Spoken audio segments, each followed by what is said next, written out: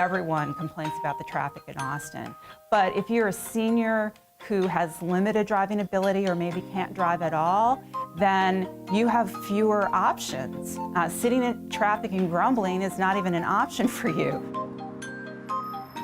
So is mass transit available to you? Are you able to use a rideshare program? Do you have the kind of phone with the correct app on it? Do you understand how they work? One of the things that we would like to see is some better coordination in senior transportation so that seniors could make one phone call and find out all of the services that would be available to them to help them get to their doctor's appointments, to the grocery store, even to senior centers or rec centers so that they're not isolated in their homes.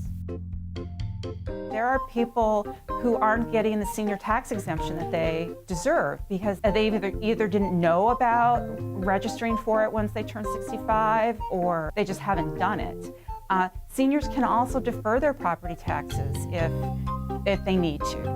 The taxes would then be due when the house is sold or when the senior passes, but that is an option that a lot of people don't know about.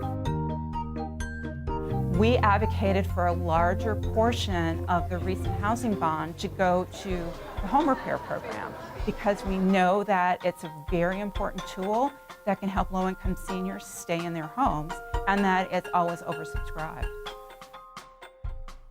We're working on a website and asset map for seniors that would give them access to what's going on to serve their needs, whether it's from the city, the county, private sector, nonprofits, kind of a one-stop shop on the internet that would help them address some of their needs.